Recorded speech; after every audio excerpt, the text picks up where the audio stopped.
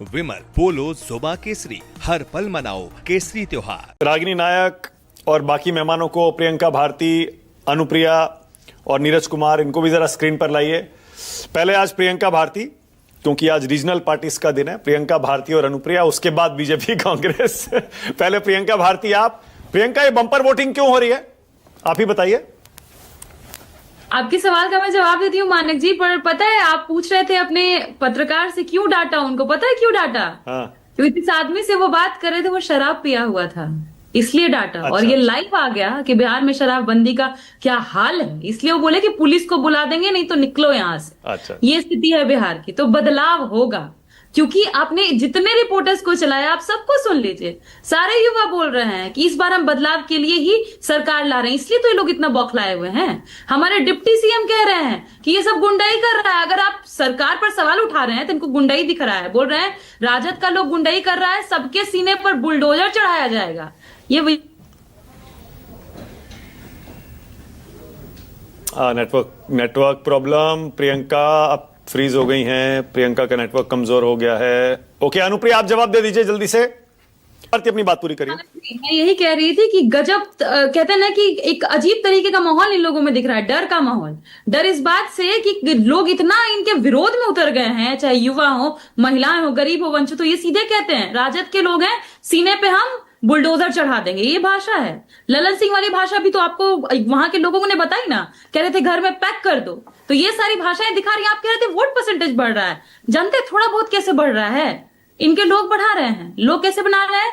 राकेश सिन्हा जी राज्यसभा सांसद रहे, पहले दिल्ली में वोट गिरा थे फरवरी में, अब बिहार में भी आके वोट गिरा है। ऐसे बहुत सारे लोग हैं जिनकी तस्वीरें तैर रही हैं। कभी किसी राज्य में वोट गिराते हैं, जहां चुनाव होता है यहाँ पहुंच जाते हैं चुनाव। आप ही का News 24 का ही रिपोर्ट आज हम देख रहे थे, हर जगह लोग घूम रहे। कितने लोगों का नाम कटा है, ये खुद आप ही लोग का चैनल दिखाया है। और सारे गरीब, वंचित, दलित, पिछड़े लोग हैं जिनका नाम कटा है, जिसके लिए SIR पे हमने इतनी लंबी चर्चा की। लेकिन आज भी हमें तस्वीर देखने को मिली, वो दुखद है। लेकिन फिर भी मैं ये मानती कि बदलाव बिहार देखेगा। आपकी रिपोर्ट क्या आ रही है प्रियंका? क्योंकि थके हुए, हारे हुए लोग बिहार में 20 सालों में जो तबाही लेके आए हैं उससे निकालेंगे। आपकी रिपोर्ट क्या आ रही है?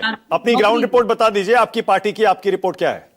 हमारी रिपोर्ट ये है कि जब हम महिलाओं के बीच जा रहे हैं तो महिलाएं ये कह रही हैं कि अगर पैसा दे दिया तो हमको खरीद लिया क्या, चुनाव के पहले देते। तो इसलिए हम वोट देंगे अपने बच्चों की नौकरी के लिए, ताकि उनका भविष्य सुनिश्चित हो। ये ना हो कि इन नेताओं के बच्चे बाहर जाएं, विदेशों में पढ़े और हमारे बच्चों के लिए अच्छी यूनिवर्सिटी तक ना हो, नौकरी रोजगार के साधन ना हो। तो इसलिए बदलाव होगा। और आप देख लीजिएगा मानव जी, जिस दिन पोस्ट पोल सर्वे आएगा आपको देखने को मिलेगा कि सबसे ज्यादा अगर महागठबंधन को किसी ने वोट किया है तो सिर्फ वो दलित पिछड़े नहीं होंगे, वो साथ ही साथ यूथ होंगे, across every caste, every religion.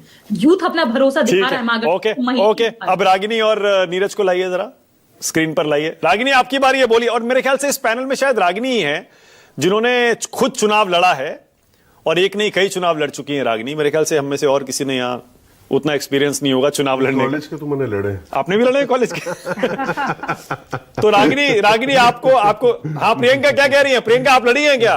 College का चुनाव लड़ा है मानक जी। अच्छा, आपने भी? हाँ, प्रियंका ने भी लड़ा है। अनुप्रिया, आपने भी लड़ा है क्या? जी, मैंने छात्र चुनाव लड़ा है। मैं छात्र सचिव रही हूँ पटना विश्वविद्यालय। क्या बात है, बहुत बढ़िया।